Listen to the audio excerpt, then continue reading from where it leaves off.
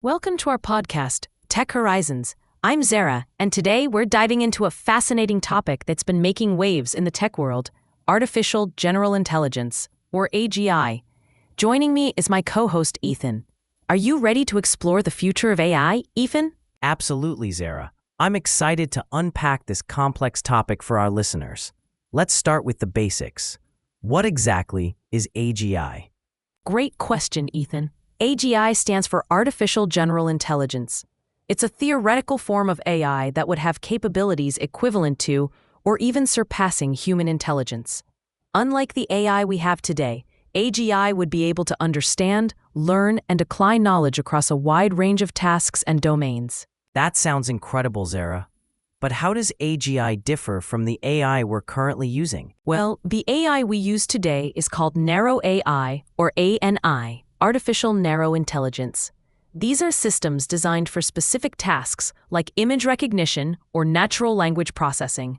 They're great at what they do, but they can't transfer their skills to other areas. I see. So ChatGPT or Siri would be examples of narrow AI, right?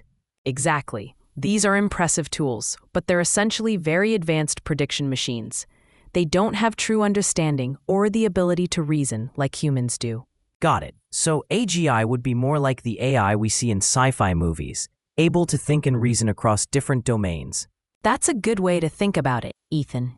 AGI would have human-like cognitive abilities, including reasoning, problem-solving, learning, and even emotional intelligence. Wow, that's mind-blowing. But how close are we to achieving AGI?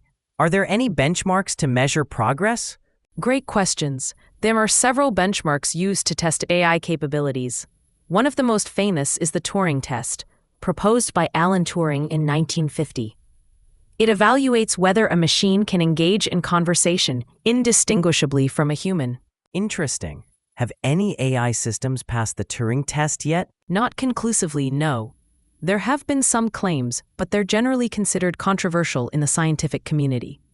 There are other benchmarks too, like Squad for reading comprehension, and MS Marco for answering real-world questions. I've heard about another test called ARC-AGI. Can you tell us more about that? Absolutely. The Abstraction and Reasoning Corpus for AGI, or ARC-AGI, is considered the most comprehensive test for general AI so far. It was developed in 2019 and involves solving complex visual puzzles that require human-like reasoning. That sounds challenging. How well do current AI systems perform on this test?